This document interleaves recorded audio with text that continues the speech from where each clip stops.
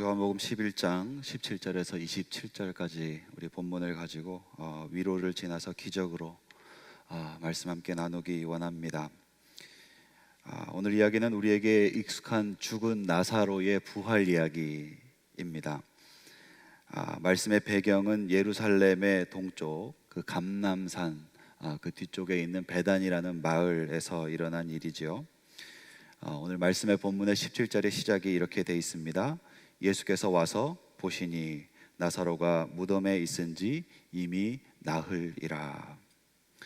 말씀의 시작에 예수께서 와서 보시니라고 적어져 있습니다. 이것을 통해 우리가 알 수 있는 것은 예수님께서 지금 막 이 베단이라는 동네에 도착하셨다라는 사실입니다.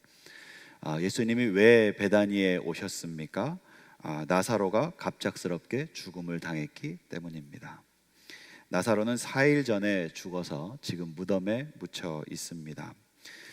사람들은 이 앞날이 창창했던 이 젊은 나이에 참 안타깝게 죽음을 맞이한 이 나사로 청년의 죽음을 위로하기 위해서 장례를 치르고 그 자리에 모여 있습니다. 나사로의 가족이었던 마리아와 마르다가 있습니다. 그 오라비의 죽음을 슬퍼하고 있는 그 자매의 마음도 우리가 한번 헤아렸으면 좋겠습니다. 말로 할 수 없는 아픔이 있는 현장입니다.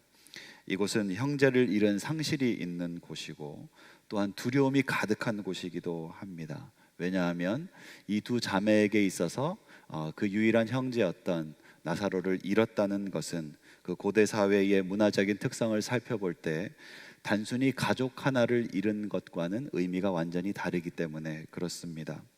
지금 마리아와 마르다는 자신의 가정을 보호할 수 있는 유일한 보호막을 잃어버린 것입니다. 아버지든 아들이든 오빠든 가정에 남자 하나라도 없다면 그 북의 사회가 강한 그 고대 사회에서는 이 여자 둘만으로는 그들은 사회적인 기능을 모두 잃게 됩니다. 생계를 꾸릴 수 없게 됩니다. 지금 이 두 자매는 오라비를 잃은 슬픔과 함께 인생이 무너질 것 같은 큰 두려움에 휩싸여 있습니다. 심각한 위기가 닥쳤고 두려움이 가득한 것이 당연합니다. 한 사람의 죽음이, 이 상실이, 미래에 대한 두려움이 지금 이 공간을 가득 채우고 있는 것이 바로 오늘 말씀의 배경입니다. 이어서 19절 말씀에 이렇게 되어 있습니다. 많은 유대인이 마르다와 마리아에게 그 오라비의 일로 위문하러 왔더니 20절 말씀에 마르다는 예수께서 오신다는 말을 듣고 곧 나가 맞이하되 마리아는 집에 앉았더라. 이 장례식장의 분위기를 보니까 참 다행인 것은 많은 사람들이 이 장례식장에 찾아와서 위로를 전하고 있다라는 사실입니다. 어려움을 만난 사람들, 그들에게 많은 유대인들이 와서 그 안타까운 청년의 죽음을 애도하고 위로하고 있는 것, 우리는 말씀을 통해서 볼 수 있습니다. 이 감당하기 어려운 이 아픔이 찾아왔을 때 누군가 우리에게 찾아와주고 또 위로해주고 할 수 있는 것은 굉장히 감사한 일입니다. 저희 교회도 이렇게 줄곧 장례를 자주 치르곤 합니다만 어떤 장례든지 많은 분들이 오셔서 인사를 전해주고 위로를 전해줄 때 그 장례 안에 위로가 풍성해지고 아픔을 이길 수 있는 힘을 내는 것을 자주 보곤 합니다. 이 사람들이 찾아온다는 것은 굉장히 감사하고 좋은 일이라는 거죠.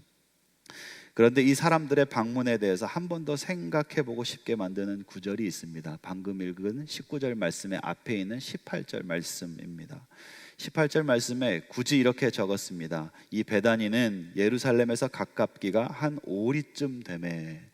이 베단이라는 동네가 예루살렘에서 가까운 곳이다. 오리 하니까 한 1.2마일, 얼마나 되나요? 한 4km쯤 될까요? 2km쯤 될까요? 그 거리, 사람들이 왕래할 수 있는 정도의 거리가 예루살렘과 되었다라는 그 설명이 있는 거죠. 웬만한 성경 말씀 같으면 이런 부연 설명을 쓰지 않을 것 같은 이런 자세한 정보가 여기에 들어 있습니다. 한 번 더 생각해보고 싶게 만드는 거죠. 왜 성경은 의도적으로 이 말씀을 쓰고 있을까? 평소와 다르게 이런 상세한 설명을 우리에게 주는 이유가 무엇입니까? 한 번 더 생각해보고 찾아낼 의미가 있다라는 뜻이겠지요. 저는 이 예루살렘이 베다니와 가깝다라는 이 말씀을 읽으면서 한 가지 생각나는 것이 있습니다. 바로 유대인들의 장례를 치르는 관습, 그들의 문화입니다. 유대인들은 오늘날에도 마을에 장례가 생기면 마을에 누군가가 죽으면 헤브라 카디샤, 우리 이제 말로 이제 거룩한 친구들이라는 일종의 장례 위원회를 만든다라고 합니다.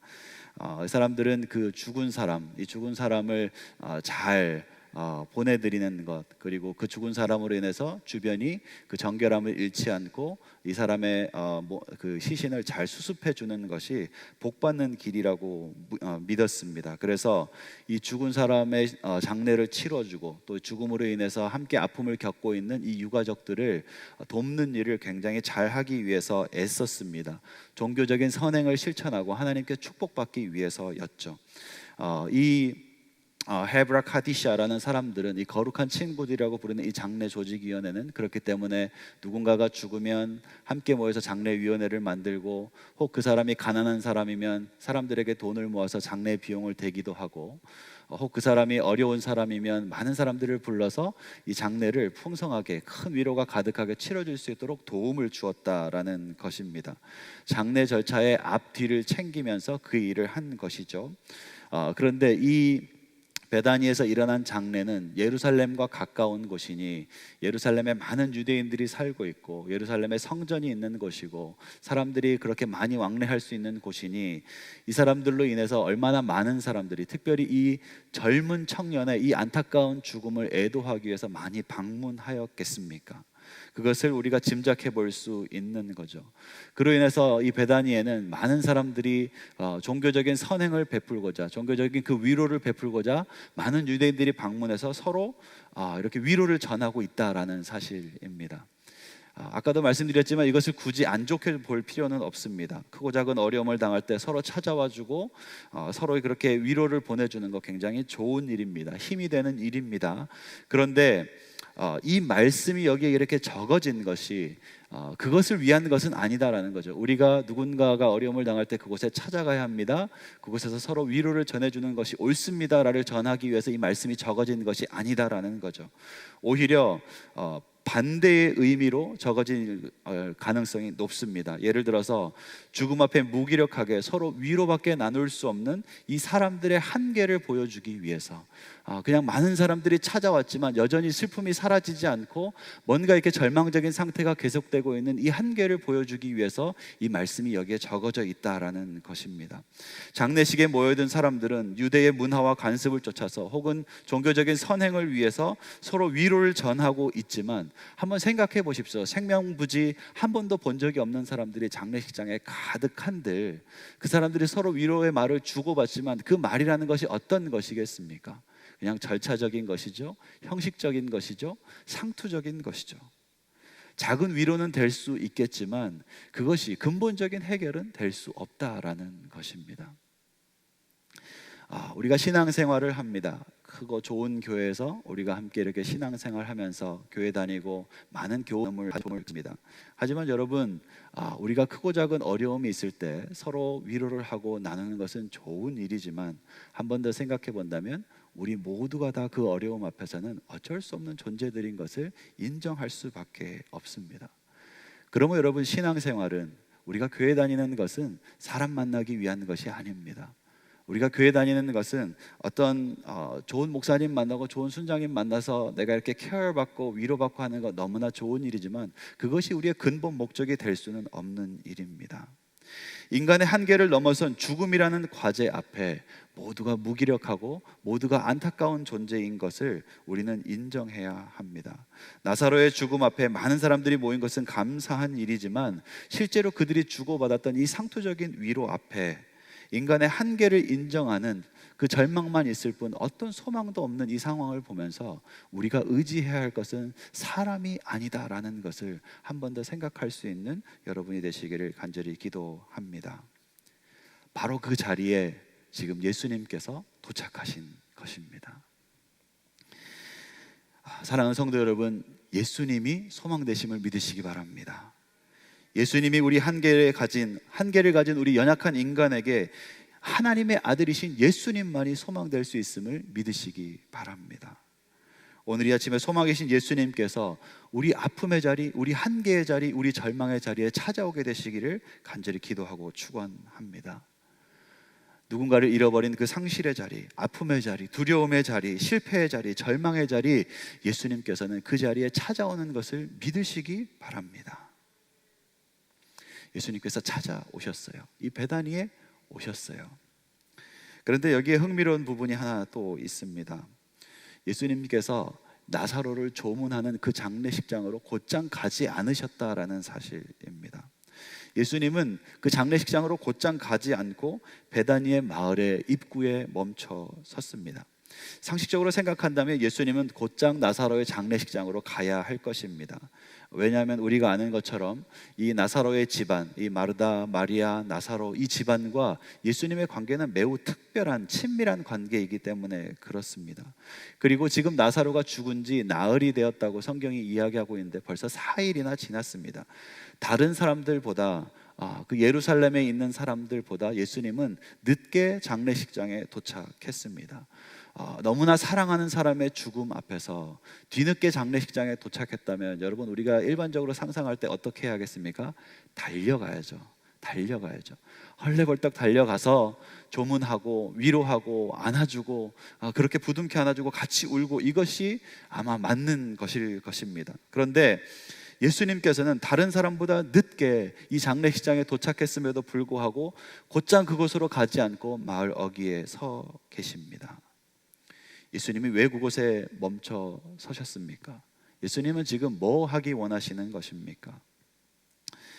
예수님께서 오셨다는, 이 베다니에 도착하셨다는 소식을 마르다가 듣습니다. 예수님과 달리 마르다는 예수님이 오신 것만으로도 큰 위로가 되었던 것 같아요. 그래서 마르다는 곧장 달려나가서 예수님을 마중합니다.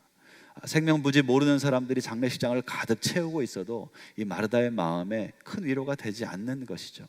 정말 가족같이 지내는 사람, 정말 내가 믿고 신뢰하는 그 한 사람이 나를 찾아왔을 때 그것이 참 위로가 되고 참 이렇게 큰 힘이 되는 것, 여러분 많이 보시지 않습니까? 마르다의 마음이 아마 그랬을 것 같습니다.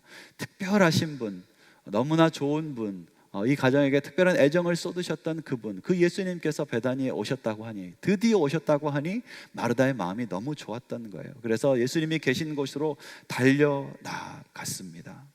그리고 21절 말씀에 이렇게 되어 있습니다. 마르다가 예수께 여짜오되 주께서 여기 계셨더라면 내 오라비가 죽지 아니하였겠나이다. 주께서 여기 계셨더라면 내 오라비가 죽지 아니하였겠나이다. 마을 입구까지 달려나오는 마르다가 예수님을 보자마자 예수님이 서 계신 그곳을 향해서 달려가며 울면서 이렇게 소리 지르는 거예요. 예수님 여기 있기만 했었어도 내 오라비가, 나사로가 죽지 않았을 텐데. 어떤 분들은 이것을 마르다의 믿음이라고 해석하는 분들이 있습니다. 마르다가 예수님이 나사로를 살릴 수 있는 능력을 가진 분이라는 것을 믿고 있었다라는 것을 이 말씀에서 찾을 수 있다는 거죠. 맞는 말씀인 것 같습니다. 하지만 그 믿음과 동시에 또 한 가지 읽어낼 수 있는 마르다의 감정이 있습니다. 그것은 뭐냐면 예수님에 대한 원망입니다. 예수님에 대한 안타까움입니다. 그 마르다의 그 속에 감춰져 있던 서러움이 그 예수님을 만나자마자 터져 나오면서 이렇게 외마디의 말을 예수님께 던지는 거죠. 왜 이제야 오셨습니까? 예수님이 여기 계시기만 하셨어도 나사로가 죽지 않았을 텐데 왜 이제야 오셨습니까? 오라비의 죽음 앞에 그 추스를 수 없는 슬픔을 그렇게 머금고 있다가 예수님을 보자마자 눈물이 터지면서 그렇게 예수님께 달려나가고 있는, 그 예수님의 옷자락을 붙들고 서운함을 이렇게 표현하고 있는 그 마르다를 우리는 볼 수 있습니다. 예수님이 늦게 도착하셨다고 말씀했죠. 마르다가 지금 서운한 이유가 사실은 있습니다. 요한복음 11장에 오늘 우리가 읽지 않았는데요, 전반절에 보면 예수님께서 여기까지 오시는 과정의 이야기가 있지 않습니까? 나사로가 병약해지고 뭔가 이렇게 상황이 좋지 않자 마르다는 사람을 보내서 예수님 계신 곳으로 빨리 가서 예수님 지금 나사로가 건강이 좋지 않으니 빨리 와서 우리 나사로를 좀 살려주십시오 라는 소식을 전하게 됩니다. 그런데 예수님은 나사로가 죽은 지 사흘 만에 이곳에 도착하고 있는 거죠. 성경학자들은 예수님이 아마 이 베다니에서 한 이틀 정도 되는 거리에 계셨을 것이다 라고 예측을 합니다. 그리고 예수님은 그 이틀 정도 되는 거리 있는 곳에서 나사로가 죽기 바로 그 이틀 전에 나사로가 지금 병환이 중하다는 소식을 듣습니다. 친밀한 관계가 있다면 예수님은 달려오셨어야 했습니다. 걸어서 이틀 거리라면 예수님 정말 급하게 달려오셨다면 나사로가 죽기 직전에 나사로를 만날 수 있었을 것이고, 어쩌면 나사로가 예수님을 만나서 예수님의 그 말씀으로, 예수님의 그 치유의 능력으로 살아났을 가능성이 있습니다. 그런데 예수님은 말씀해 보면 그 계시던 곳에서 이틀을 더 계셨다라고 이야기합니다. 마치 나사로가 죽을 때를 기다리시는 것처럼. 벌써 이 상황이 벌써 서운하지 않습니까? 이 상황이 벌써 서운하지 않습니까? 이 상황이 벌써 안타깝지 않습니까? 예수님이 무슨 급한 일이 있었던 게 아니에요. 그곳에서 꼭 해야 되는 일이 있었던 것이 아닙니다. 성경에는 그런 기록들이 하나도 없습니다. 그냥 예수님은 계시던 곳에 이틀을 더 있었습니다. 그리고 이틀 길을 걸어서 이제 이곳에 도착했습니다. 그 사이에 나사로는 죽었고 나사로는 지금 묻혀 있는 거예요.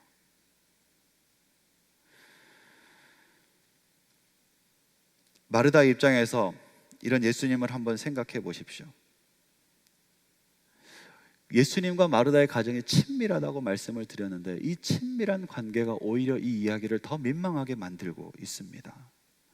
마르다는 예수님 그렇게 대하지 않았거든요. 성경 여러 곳에 보면 마르다는 예수님을 정말 정성을 다해 섬겼던 그런 이야기들이 나옵니다. 예수님에게 쉴 곳을 제공하고, 예수님이 시장하실 때 음식을 정성스럽게 준비해서 대접해드리고, 혹은 예수님의 제자들까지도 맞아서 그 집에서 쉬게 하고, 모임 장소가 없을 때 자기의 집을 열어서 사람들을 다 초대해서 그 사람들을 섬기면서 예수님의 사역을 도왔던 것이 바로 이 마르다의 집입니다.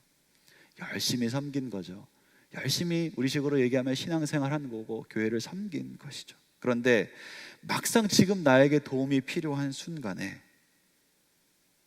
내가 가장 믿고 있는 이 예수님이, 내가 정성을 다한 이 예수님이 지금 늦장을 부리고 있는 거예요. 그 시간에 그 자리에 나타나시지 않은 거예요. 그래서 어쩔 수 없이 나사로는 죽게 되었고 이제 장례를 치르고 있는데 예수님이 뒤늦게 나타나신 거죠. 마르다의 마음을 한번 생각해 보시겠습니까? 어떻겠습니까? 상심하겠죠. 실망스럽겠죠. 너무 이렇게 이해하려고 노력은 하겠지만 좀 마음이 나쁜 마음이 있다면 어쩌면 이럴 수가 있나, 배신감이 마음에 찾아올 수도 있을 것 같습니다. 지금 마르다의 마음 상태가 그렇다는 거죠. 우리가 신앙생활하면서 여러분 혹시 이런 경험들 하지 않으십니까? 믿을 곳은 하나님밖에 없는데, 믿을 곳은 내가 진짜 의지할 곳은 하나님밖에 없는데, 그래서 정말 안 나오던 기도, 새벽 기도 나오면서, 안 나오던 철야기도 나오면서 하나님께 더 간구하고 기도하는, 하나님 이거 너무너무 중요하고요, 하나님 이거 꼭 도와주셔야 하겠고요, 저는 너무 간절합니다, 하나님 제발 내 인생에 찾아와 주십시오, 저는 믿을 곳 하나밖에 없습니다. 그렇게 기도하는데 하나님께서 응답하지 않으실 때가 있습니다. 침묵하실 때가 있습니다. 혹은 응답하지 않으실 뿐만 아니라 나를 향해서 들리고 저만치 가시는 것처럼, 하나님이 나를 피해서 가버리시는 것처럼 상황이 더 악화되고 모든 것이 안 좋게 끝나버릴 때가 있습니다. 여러분, 그때 여러분은 하나님 앞에 어떻게 나아가십니까? 원망하는 기도를 하고, 하나님 어떻게 나한테 이렇게 할 수가 있습니까? 그래도 교회 나와서 그렇게 기도라도 하시는 분은 다행이고요. 어떤 분들은 하나님하고 관계 끝, 더 이상 저는 하나님께 이제 더 이상 기대하는 게 없습니다, 너무 실망입니다. 그럼 그렇지. 여러분, 하나님은 그런 분이십니까? 이 예수님의 지각, 이거 도대체 우리가 어떻게 받아들여야 하는 것입니까? 사람 사이의 실망은 그냥 날씨처럼 찾아온다라는 얘기가 있죠. 날씨라는 것이 우리가 기대하지 않아도 그냥 오는 거잖아요. 어떤 날은 맑다가 내가 아무것도 안 했는데 이렇게 비가 오기도 하고 눈이 내리기도 하고 바람이 불기도 하고, 사람 사이의 실망은 그것처럼 내가 아무것도 안 해도 찾아온다라는 그런 말이 있죠. 예수님과의 관계에서도 실망은 피할 수 없는 것일까요? 신앙생활이라는 것이, 예수님을 믿는다는 것이 너무 많은 기대를 가지고 믿으면 안 되는 것일까요?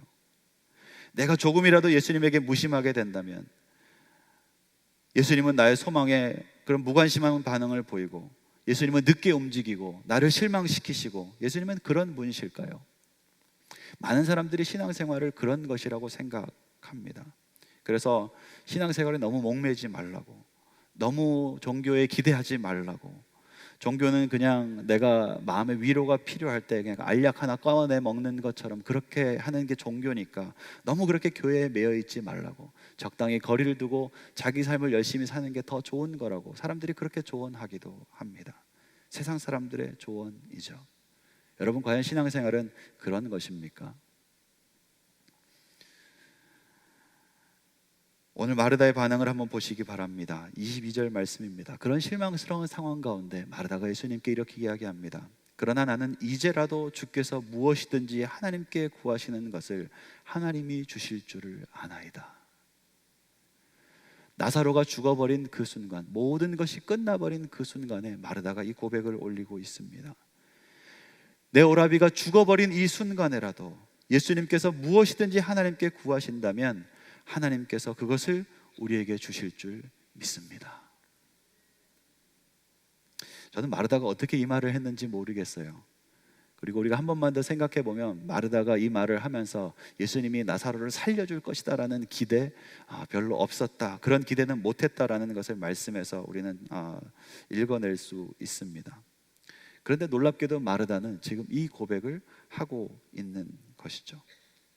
이제라도 예수님께서 무엇이든지 하나님께 기도하신다면 하나님께서 나에게 그 일을 이루어 주실 것을 내가 믿습니다. 어쩌면 자신의 그 불안한 미래를 예수님께서 좀 이렇게 도와주시고 인도해 주실 것을 기대하는 마음으로 이 고백을 드렸을지도 모르겠습니다. 하지만 이게 생각할수록 굉장히 놀라운 고백이죠. 지금 방금까지 이 장례식장에 모여들었던 사람들, 그 사람들이 나사로의 죽음을 대처하는 방법은 별거 없었어요. 서로 어쩔 수 없는 그 죽음이라는 상황을 받아들이고 그 절망스러운 상태 속에서 사람으로서 할 수 있는 그냥 그 예의를 갖춰서 위로드립니다, 참 안타깝습니다, 힘을 내십시오, 이런 위로의 말들, 그것을 전하는 것이 사람이 할 수 있는 것의 전부였는데, 죽음이라는 것이 인간이 어찌해 볼 수 없는 문제이기 때문에 그냥 다들 서로 위로를 주고받으며 아픔을 달래는 것이 이들이 할 수 있는 것의 전부였는데, 지금 예수님께서 베다니에 도착하자 그 마음에 믿음이 일어난 한 여인 이 마르다에게서 나사로의 죽음에 대한 다른 이해가 시작되고 있습니다. 예수님이 지금이라도 오셨으니 무언가 하실 수 있을 것이다 라는, 이 죽음에 대해서 다른 사람들이 할 수 있는 것은 그냥 적잖은 위로를 주고받는 것밖에 없지만, 그 외에는 아무것도 사람들은 할 수 없지만 하나님의 아들이신 예수님께서 이곳에 오셨으니 이제 예수님은 무언가 하실 수 있을 것이라는 그 소망이 마르다의 마음에서 일어나기 시작했다라는 것이죠. 마르다도 인간이죠. 마르다에게도 죽음은 똑같은 절망입니다. 특별히 마르다에게서 이 나사로가 죽음에 빼앗겼다라는 사실은 그녀의 인생의 모든 것이 잃은 것과 다름없는 상태입니다. 절망해야죠, 낙심해야죠, 그곳에 빠져 있어야죠, 그게 당연하죠. 그런데 마르다에게서 어떻게 이런 변화가 일어날 수 있는 것입니까? 예수님이 어디에 계셨습니까? 예수님이 장례식장에 가지 않으셨죠? 마을 어귀에 계셨어요. 마르다가 어디에 있었습니까? 마르다는 죽음의 냄새가 가득한 그 장례식장을 떠나서 예수님이 계신 마을 어귀로 나왔다는 것, 그것이 이 말씀에서 우리가 발견할 수 있는 것입니다. 예수님께서 왜 장례식장으로 바로 가지 않았습니까? 마르다의 발걸음을 그곳으로부터 돌려서 예수님께로 향하게 해야 했기 때문입니다. 마르다의 관심을 그 죽음의 자리에서부터 돌려서 예수님께로 향하게 해야 했기 때문입니다. 곳곳에 죽음의 냄새가 가득한 이 절망의 자리로부터 마르다를 끌어내어서 예수님은 만나셔야 했기 때문에 예수님은 장례식장으로 들어가지 않고 마을 어귀에서 마르다를 기다리신 것입니다. 그리고 마르다가 그곳에부터 달려나와서 예수님을 만났을 때, 예수님과의 대화가 시작됐을 때, 그곳에서 시작된 대화는 죽음 앞에 아무것도 할 수 없는 인간들의 대화가 아니라 인간의 한계를 뛰어넘는 대화가 그곳에서 시작되고 있습니다. 사랑하는 성도 여러분, 죽음과 같은 절망스러운 상황이 여러분을 둘러쌀 때 여러분은 무엇을 하시겠습니까? 예수님의 이름으로 여러분 축복합니다. 절망에 함몰되지 않게 되기를 바랍니다. 죽음을 너무 깊이 묵상하지 않게 되기를 바랍니다. 예수님을 만나는 것으로 여러분의 관심을 돌리시기 바랍니다. 예수님과 만날 때 우리는 절망을 뛰어넘을 수 있습니다. 예수님이 계실 때 우리가 가지고 있는 인간적인 한계는 아무것도 아닌 것이 되는 것입니다. 사람들을 만나 위로를 들을 수 있을 것입니다. 그러나 사람들은 할 수 있는 것은 나사렛 죽음을 안타까워하고 애도하는 것이 전부였습니다. 그러나 예수님 앞으로 나온 마르다는 예수님 안에서 생명의 소망을 발견한 것을 믿게 되시기 바랍니다. 이전에 그 게리 채플먼이라는 목사님께서 5가지 사랑의 언어라는 책을 써서 굉장히 이렇게 많은 사람들에게 읽혀졌던 유행했던 때가 있었습니다. 인정하는 말, 함께하는 시간, 선물, 봉사, 스킨십. 사람들이 사랑을 받는다고 느끼는 것 혹은 사랑을 표현하는 방법이 이 5가지라는 것이죠. 그래서 사랑하는 사람, 가족들 안에서 이 사랑의 언어를 알면 그 관계가 좋아질 수 있다라는 이제 그런 내용의 책이었습니다. 이전에 저도 아내랑 같이 이 책을 이렇게 읽으면서 서로 얘기했던 적이 있어요. 나의 사랑의 언어는 무엇인가, 우리 아내의 사랑의 언어는 무엇인가 서로 이렇게 대화했던 적이 있었는데 저는 그랬어요. 저는 인정하는 말 들으면 사랑받는 것 같아. 대부분의 남자가 그렇습니다. 인정하는 말 들으면 사랑받는 것 같아. 저희 아내는 그러더라고요. 시간을 같이 보내주면 사랑받는 것 같아. 같이 있어주고 함께 시간을 보내고, 나중에 이제 아이들이 태어나고 1, 2, 3번 태어나고 이렇게 바빠지니까 사랑의 언어가 바뀌었어요. 무조건 봉사. 설거지 해주면 사랑받는 것 같고, 빨래 해주면 사랑받는 것 같고, 아이들 챙겨주면 서로 이렇게 챙겨주는 것 같고 사랑받는 것 같고 이렇게 바뀌더라고요. 이렇게 바쁘게 살다 보니까 사랑의 언어가 다 그냥 봉사로 바뀌게 되는 거죠. 이제는 이 책이 유행하던 때에 한 목사님께서 그런 질문을 하신 적이 있어요. 그렇다면 사람들은 이 5가지 예를 가지고 서로 사랑의 언어를 정하는데 하나님에게 있어서 사랑의 언어는 무엇일까? 하나님은 어떨 때 우리가 하나님을 사랑한다고 느끼실까? 혹시 생각해 보신 적 있으십니까? 모든 것 그냥 주님은 한 번 보면 딱 아시겠죠. 그렇게 하지 마시고 한번 생각해 보시면 좋겠어요. 이 목사님은 딱 찍어서 이렇게 얘기하시더라고요. 하나님은 우리에게 신뢰받을 때, 우리가 하나님을 트러스트할 때 하나님은 우리가 하나님을 사랑한다고 느끼신다라고 얘기를 하시더라고요. 하나님의 사랑의 언어는 하나님을 신뢰하는 것입니다. 하나님은 우리가 하나님을 신뢰한다고 느낄 때, 우리가 하나님을 신뢰하는 고백을 할 때 하나님의 마음속에서 이렇게 이해하십니다. 네가 나를 사랑하는구나. 이것을 마르다에게 빗대어 한번 생각해 보시기 바랍니다. 오늘 예수님께 드린 마르다의 고백, 지금이라도 예수님 이곳에 오셨으니, 지금이라도 주님께서 무엇을 하신다면, 무엇을 말씀하신다면 하나님께서 그것을 듣고 나에게 그것을 행하실 것을 내가 믿습니다. 마르다의 말 속에서 여러분 무엇을 발견하십니까? 신뢰를 발견할 수 있습니다. 예수님에 대한 신뢰, 하나님에 대한 신뢰를 발견할 수 있습니다. 다시 말해서 마르다의 주마도 여전히 예수님에게 대한 사랑을 고백하고 있는 것입니다. 인생의 절망 앞에서도 여전히 예수님에 대한 그녀의 사랑을 고백하고 있는 것입니다. 인생의 알 수 없는 고통이 찾아온 순간에도 예수님을 신뢰하고 있습니다. 인생을 송두리째 삼켜버릴 것 같은 큰 두려움이 덮쳐올 때도 예수님을 신뢰하고 있습니다. 하나님, 왜 나에게 이런 일이 일어나야 합니까? 왜 나입니까? 왜 나의 오라비가 죽어야 했습니까? 이런 답 없는 질문, 여러분, 이런 질문을 던질 때마다 우리는 점점 하나님을 이해할 수 없게 됩니다. 하나님을 원망하게 됩니다. 여러분, 이해할 수 없는 하나님을 만나는 순간, 예수님의 그 지체함, 여러분, 우리는 도무지 우리의 생각으로 왜 그렇게 했는지 헤아릴 수도 없고 이해할 수도 없습니다. 그 순간 우리가 해야 할 것이 무엇입니까? 주님 앞에 한 번 더 우리의 신뢰를 고백해야 합니다. 하나님께 우리의 신뢰를 고백하고 하나님께 우리의 사랑을 한 번 더 고백할 때, 그때 하나님의 기적이 시작되는 것을 믿으시기 바랍니다. 이 신뢰를 받으신 예수님께서 이제 마르다를 향하여 말씀하십니다. 23절 말씀입니다.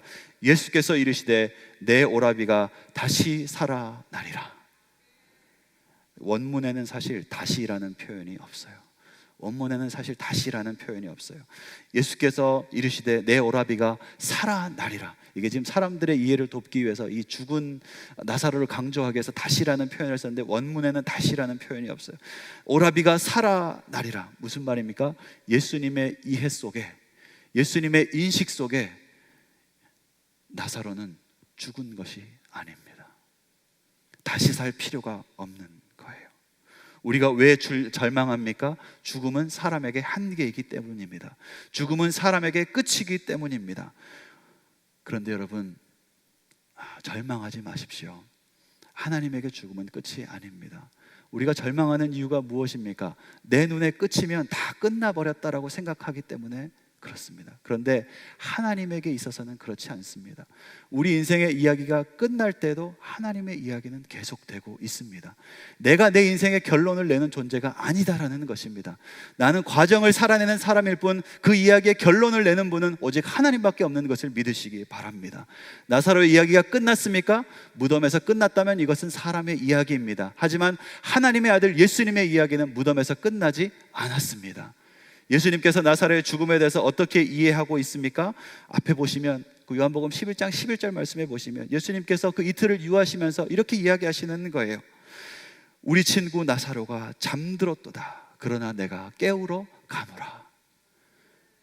예수님의 인식 속에서, 사람의 인식 속에서 나사로는 그 무덤에 들어간 것으로 모든 것이 끝나버린 죽음을 맞았고 거기서 결론이 나버렸지만 예수님은 할 일이 더 있으신 거예요. 나사로가 잠들었고 예수님은 가서 이제 나사로를 깨우는 일을 하셔야 되는 거예요. 그렇다면 여러분, 나사로의 죽음은 무엇입니까? 예수님께서 나사로를 깨우시기 위한 과정의 완성일 뿐이라는 거예요. 그것은 결론이 아니었습니다. 과정이 완성된 거죠. 우리 인생의 고통이 찾아올 때, 우리에게 절망이 찾아올 때, 죽음이 찾아올 때 여러분, 그것을 끝이라고 단정 짓지 마시기 바랍니다. 하나님이 일하실 과정이 완성되었을 뿐입니다. 예수님께서 베다니로 오실 것입니다. 예수님께서 죽어있는 나사로를, 잠들어 있는 나사로를 깨워 일으키실 것입니다. 하나님의 이야기를 바라보고 하나님의 이야기를 믿는 그런 믿음의 성도님들이 되시기를 간절히 기도하고 축복합니다. 때로 우리는 내 시간표가 맞지 않다고 하나님을 원망할 때가 많이 있습니다. 절망스러운 일이 겹칠 때, 내가 할 수 있는 것이 다 끝나버렸을 때 그냥 거기서 모든 것이 끝났다라고 생각할 때가 있습니다. 여러분, 그때도 하나님을 의심하지 않게 되기를 바랍니다. 오히려 하나님을 한 번 더 신뢰할 수 있게 되기를 바랍니다. 주님을 한 번 더 사랑할 수 있게 되기를 바랍니다. 그때 주님께서 우리를 향해서 그 손을 펼치시고 권능을 행하는 것을 보게 되실 줄 믿습니다. 이제 주님께서 마르다에게 매우 중요한 질문 한 가지를 하십니다. 25절, 26절 말씀입니다. 예수께서 가라사대 나는 부활이요 생명이니 나를 믿는 자는 죽어도 살겠고 무릇 살아서 나를 믿는 자는 영원히 죽지 아니하리니 이것을 내가 믿느냐. 이어지는 마르다의 고백입니다. 27절 이르되 주여 그러하외다. 주는 그리스도시요 세상에 오시는 하나님의 아들이신 줄을 내가 믿나이다. 마르다가 어쩌면 나사로가 살아날 것을 믿는 믿음은 없었을지 모릅니다. 그러나 마르다에게 한 가지 있었던 믿음이 무엇입니까? 예수님이 하나님의 아들이라는 믿음입니다. 그리고 그 하나님의 아들 예수님께서는 마르다의 그 고백을 받으시고 그 사랑을 받으시고 마르다에게 오늘 부활을 보여주십니다. 43절 44절 말씀 가면 예수님께서 이제 마르다를 넘어서 마리아에게도 똑같이 그 신뢰와 사랑의 고백을 받으신 후에 죽음이 가득한 그 장례식장 한가운데 나사로가 묻혀있는 그 무덤가로 가셔서 사람들에게 말씀하십니다. 그 무덤에 돌을 옮겨 놓으라. 그리고 예수님께서 죽음의 냄새가 가득한 그 썩어진 그 시체를 향하여, 그 무덤을 향하여 예수님께서 선포하십니다. 43절 44절 이 말씀을 하시고 큰 소리로 나사로야 나오라 부르시니 죽은 자가 수족을 배로 동인 채로 나오는데 그 얼굴은 수건에 쌓였더라. 예수께서 이르시되 풀어놓아 다니게 하라 하시니라. 죽은 나사로를 향해서 나사로야 나오너라 선포하시는 이 예수님의 음성은 여느 사람들이 던지던 위로의 말과는 차원이 다릅니다. 이것은 사람의 목소리가 아니요 하나님의 음성인 줄 믿으시기 바랍니다. 사람의 목소리는 그냥 위로밖에 할 수 없었지만 이 하나님의 음성이 선포되었을 때 죽은 나사로가 무덤에서 나온 것을 믿으시기 바랍니다. 죽은 나사로가 살아나게 되었음을 믿으시기 바랍니다. 사람의 목소리는 위로를 전하지만 하나님의 음성은 기적을 일으키는 것입니다. 오늘 우리에게 이 하나님의 음성이, 이 하나님의 선언이 필요한 줄 믿습니다. 팬데믹의 시대입니다. 모두가 답이 없습니다. 서로 힘드시지요. 위로하고 격려할 수 있지만 여러분, 우리 다 유한한 존재입니다. 이 시간에 우리가 할 수 있는 것이 무엇입니까? 집에 있으라 그러면 집에 있고, 다닐 수 있다 그러면 다니고, 우리가 할 수 있는 거 그것밖에 없습니다. 사람의 위로 한두 번입니다. 그 위로 속에 여러분, 우리 인생에 답이 없습니다. 지금 우리에게 필요한 것이 무엇입니까? 하나님의 아들 예수님의 음성입니다. 이 팬데믹 기간 동안에 많은 분들이 아픔과 어려움을 겪으시는 것을 알고 있습니다. 저도 여러 사업장 돌아다니면서 기도하고, 그 어려움들을 위해서 기도하고, 문 닫으신 분들 위해서 같이 기도하고 위로하고 그러고 돌아다녔습니다만, 저도 사람인지라 제가 더 이상 해드릴 것은 없습니다. 이 시간 우리가 구해야 할 것은 무엇입니까? 바라보아야 할 것은 무엇입니까? 여러분, 그 절망의 순간, 그 아픔의 현장, 그 죽음의 자리, 그것에 매여서 애곡하고 통곡하고 위로하는 것, 여러분 이제 우리가 그것을 그만했으면 좋겠습니다. 우리의 눈을 예수님께로 돌리시기 바랍니다. 하나님께로 나오시기 바랍니다. 그분 앞에 우리의 신뢰를 드리고 우리의 사랑을 고백하고, 하나님이라면 지금이라도 무엇을 하실 수 있는 것을 내가 믿습니다. 그 믿음의 고백으로 우리가 나가야 할 시간인 줄 믿습니다. 그 신뢰를 고백을 들으신 예수님께서, 그 믿음을 보신 예수님께서 우리에게 말씀하실 것입니다. 나는 부활이요 생명이다. 너희가 그것을 믿느냐? 죽은 나사로야 나오너라.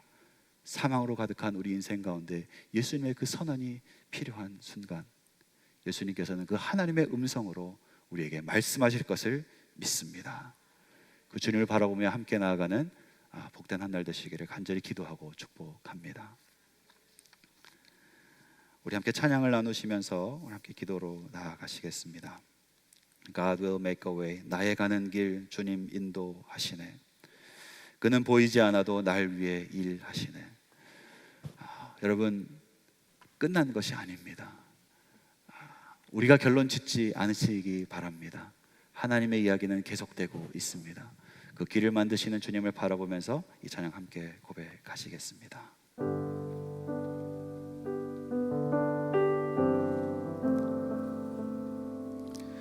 나의 가는 길 주님 인도하시네. 그는 보이지 않아도 날 위해 일하시네. 주 나의 인도자 항상 함께 하시네. 사랑과 힘 베푸시며 인도하시네. 인도하시네. 나의 가는 길 주님 인도하시네. 나의 가는 길 주님 인도하시네. 그는 보이지 않아도 날 위해 일하시네. 주 나의 인도자 항상 함께 하시네. 사랑과 힘 베푸시며 인도하시네. 인도하시네. 광야의 길을 만드시는 주님, 광야의 길을 만드시고 날 인도해. 사막의 강 만드신 거라. 하늘과 땅 변해도 주의 말씀 영원히 내 삶 속에 새 일을 해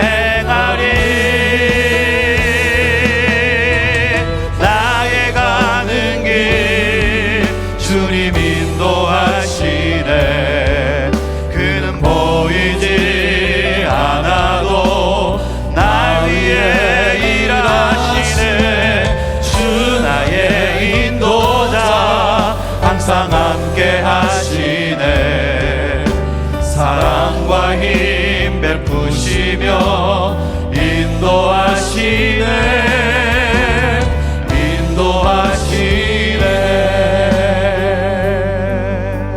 시간 같이 기도합시다.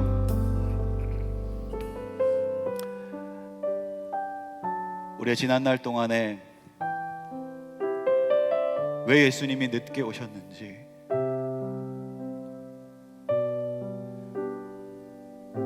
왜 예수님이 시기적절하게 나의 계산대로 그곳에 손을 대주지 않으셔서, 그곳에 와주지 않으셔서 내 인생을 이렇게 만드셨는지 하나님을 원망하며 그렇게 주님 앞에 나아갔던, 그 절망에 사로잡혀서 엎드려 있었던 그런 시간들이 있지 않으십니까?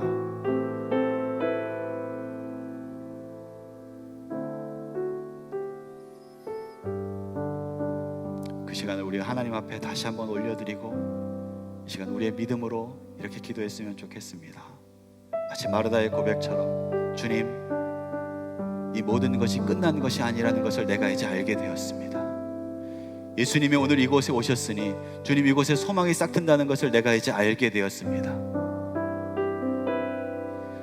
지금이라도 예수님께서 나에게 말씀하신다면, 지금이라도 예수님께서 우리 하나님 앞에 간구하여 주시고 기도하여 주신다면, 주님, 그 권능의 역사가 내 삶에 일어나는 줄 내가 믿습니다. 내가 내 인생을 결론 짓지 않겠습니다. 내가 그냥 아무것도 할 수 없기 때문에 하나님, 내 손을 펼쳐서 무엇을 해보는 것, 하나님 이제 멈추겠습니다. 하나님이 일하여 주십시오. 예수님이 일하여 주십시오. 주님의 이야기를 이제 시작하여 주십시오. 하나님의 역사를 이제부터 시작하여 주십시오. 나는 아무것도 할 수 없는 상태가 되었습니다. 이제 하나님이 일할 수 있는 모든 조건이 충족되었으니 하나님의 일을 우리의 삶 가운데 행하여 주십시오. 주님 앞에 우리 그렇게 간절히 기도하며 나아갑시다. 주님, 내 삶에 임하여 주시옵소서. 내 삶에 역사하여 주시옵소서. 내 길을 인도하여 주시옵소서. 새 일을 행하여 주시옵소서. 우리 주여 한번 부르고 통성으로 기도하며 나아가시겠습니다. 함께 기도하시겠습니다. 주여, 살아계신 우리 아버지 하나님, 하나님, 이제 우리가 아무것도 할 수 없어서, 하나님, 나의 일이, 하나님, 모든 것이 다 끝나서 이제 하나님 주님 앞에 엎드려 다시 한번 믿음으로 주님 앞에 신뢰를 고백하며 앞에 하나님 앞에 나가 간절히 기도하고, 주님, 이제 주님의 일을 행하여 주시옵소서. 주님, 이제 주님의 일을 행하여 주시옵소서. 하나님, 나의 모든 것이 끝났고 나의 모든 것이 멈춰선 이 순간, 하나님, 절망과 슬픔과 두려움이 엄습해오는 이 순간, 이제 하나님, 사람들의 위로를 뒤로하고 하나님, 나에게 큰 일을 행하시며 기적을 행하시는 하나님을 바라보며 나의 믿음과 나의 신뢰를 드리며 주님 앞으로 나아가오니, 주님, 우리의 고백을 들으시고 주님의 일을 행하여 주시옵소서. 우리가 사망의 자리를 떠나서 우리의 눈을 들어 하나님을 바라보며 다시 한번 예수님의 이름을 부르며 주님 앞에 간절히 기도하오니, 이제라도 주님께서 나에게 말씀하신다면 내 인생 가운데 큰 일이 일어날 수 있는 것을 믿사오니, 주님 말씀하여 주시옵소서. 주님 행하여 주시옵소서. 주님의 우리의 삶 가운데 이루어 주시옵소서. 살아계신 우리 아버지 하나님, 예수님께서 우리 가운데 오실 때, 지금 빛이신 주님께서 우리 가운데 오실 때에 모든 두려움이 물러가고 모든 슬픔이 물러가고 모든 절망이 물러가고 모든 실패가 물러가고 사망이 물러가고 하나님, 인간의 역사들이 물러가고 오직 하나님의 생명의 역사, 그 소망의 역사가 우리의 삶에 하나님 이루어지는 줄 믿사오니, 주님, 오늘도 본능의 손을 펼쳐 우리 가운데 말씀하여 주시옵소서. 그 의로운 오른손을 들어 우리 가운데 말씀하여 주시옵소서. 그 빛을 비추어 우리를 살려주시고 주님의 역사를 우리 가운데 나타내 주시며 하나님의 역사를 우리 가운데 이루어 주시옵소서. 오늘 하나님, 우리가 주를 믿으며 나아갑니다. 주님, 우리 삶 가운데 역사하여 주시옵소서. 우리가 다시 한번 기도하겠습니다. 사랑하는 성도 여러분, 지금 이 시간은 사람들끼리 서로 둘러앉아 위로를 전해야 할 시간이 아닙니다. 지금은 우리가 사망의 자리에서 뛰어나와 예수님께로 달려나가야 할 시간입니다. 이제는 예수님을 만나야 할 시간입니다. 사람의 일이 다 끝났으므로 이제는 하나님께서 일하셔야 할 시간입니다. 주님, 이 교회 위에 하나님의 일을 시작하여 주십시오. 하나님, 우리 성도님들의 삶 가운데 하나님의 일을 시작하여 주십시오. 우리 모두가 절망의 자리에서 털고 일어나 예수님께로 나아갈 때에 예수님의 그 생명의 역사, 권능의 역사, 사람의 일이 아니요 하나님의 그 일이 우리 가운데 일어나야 할 줄 믿사오니, 주님, 그 일을 시작하여 주시옵소서. 이 교회 위에 시작하여 주시옵소서. 우리 인생 가운데 시작하여 주시옵소서. 우리 다시 한번 주의 이름을 크게 한번 부르며 하나님의 역사를 시작하여 주십시오. 통성으로 기도하며 나아가시겠습니다. 주여, 살아계신 우리 아버지 하나님, 이 교회 위에 필요한 것은 사람의 계획이 아니요 사람의 일이 아니요 하나님의 일입니다. 주님의 역사입니다. 하나님의 은혜가 필요합니다. 주님의 권능이 필요합니다. 주님의 도우심이 필요합니다. 하나님의 인도하심이 필요합니다. 주님, 사망을 이기시고 생명을 살리신 예수님의 그 권세, 인간의 한계를 뛰어넘고 사람의 계획을 뛰어넘는 하나님의 그 일을 주님께서 시작하여 주시옵소서. 하나님의 교회는 사람의 일을 이루는 것이 아니며 하나님의 일을 이루는 것이고, 하나님의 교회는 사람의 역사가 쓰여지는 것이 아니고 하나님의 역사가 쓰여지는 것이오니 주님, 우리에게 믿음의 믿음을 더하여 주시옵소서. 하나님의 눈과 하나님의 마음을 가질 수 있게 해주시옵소서. 믿음으로 하나님의 말씀을 받아들여 주님의 뒤를 쫓아 하나님의 그 권능으로 행하시는 그 천국의 역사, 하나님의 믿음의 역사, 그 권능의 역사, 그 생명의 역사를 경험하는 우리 교회가 되도록 주의 역사하여 주시옵소서. 예배를 회복하여 주시옵소서. 믿음을 회복하여 주시옵소서. 신앙을 회복하여 주시옵소서. 주님께로 달려나오게 하여 주시옵소서. 절망의 자리로부터 털고 일어나 주님께로 나올 때에 하나님의 놀라운 역사가 이루게 이루어지옵소서. 주님, 그 일을 가운데 행하여 주시옵소서. 그 일을 통하여 주님의 역사를 시작하여 주시옵소서. 우리 하나님, 우리와 함께하여 주시고 주님의 은혜를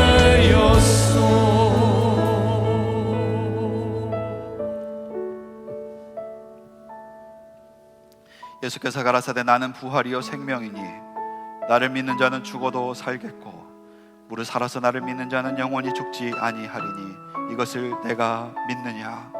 주님, 우리가 믿습니다. 주님이 부활이신 것을 믿습니다. 주님이 생명이신 것을 믿습니다. 하나님, 주님이시라면 하나님, 우리가 죽어도 살 것을 믿습니다. 주님이시라면 우리가 영원히 살 것을 믿습니다. 주님, 우리의 믿음을 받으십시오. 우리의 신뢰를 받으십시오. 우리의 찬양을 받으십시오. 우리의 사랑의 고백을 받으십시오. 그리고 주님, 오늘 이곳 가운데 주님의 기적의 역사를 시작하여 주십시오. 권능의 역사를 시작하여 주십시오. 사람의 일이 아니라, 사람의 위로가 아니라 하나님의 일을 시작하여 주십시오. 주님의 역사를 시작하여 주십시오. 내 인생 가운데, 우리 교회 위에, 이 땅 가운데 주님의 역사가 필요합니다. 주님, 시작하여 주십시오. 주님이 말씀하신다면 이제라도 하나님의 그 역사가 일어날 줄 믿사오니 사망을 물리치시고 생명으로 승리하신 그 예수님의 역사를 이 교회 위에, 우리 인생 가운데 시작하여 주시옵소서.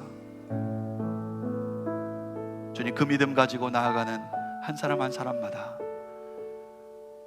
하나님의 놀라운 권능을 보게 하여 주시옵소서.